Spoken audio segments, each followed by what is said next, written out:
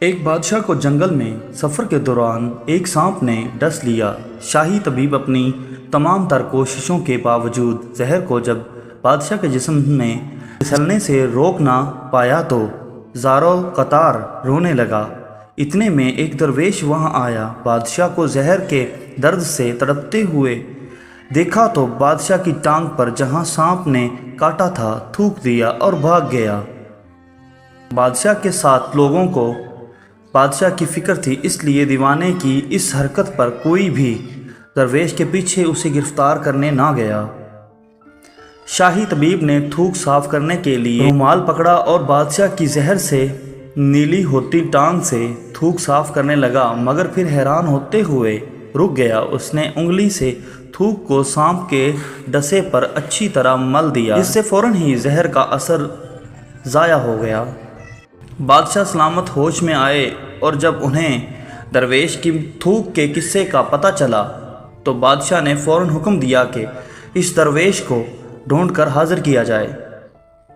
سپاہی چاروں طرف پھیل گئے اور تھوڑی ہی دیر میں درویش کو ایک درخت کے نیچے جا لیا اور بادشاہ کے سامنے پیش کیا گیا۔ بادشاہ نے ادب سے درویش سے کہا، ہم گنہگاروں کی آنکھ آپ کو پہچان نہ سکی، جس کے لیے میں معذرت چاہتا ہوں اور آپ سے درخواست کرتا ہوں کہ میری طرف سے یہ قیمتی پوشاک اور عربی گھوڑا قبول کیجیے۔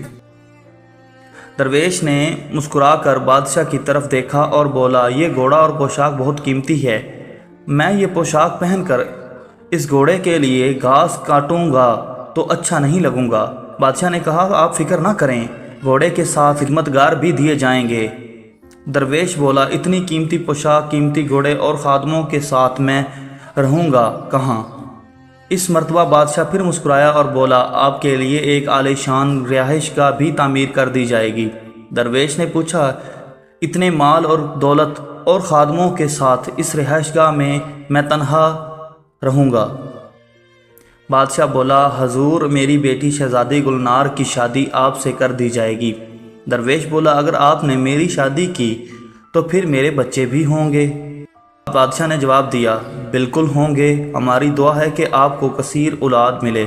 درویش بولا، اگر ان بچوں میں سے کسی بچے کو خدا نخواستہ کچھ ہو گیا تو پھر رونا کس کو پڑے گا؟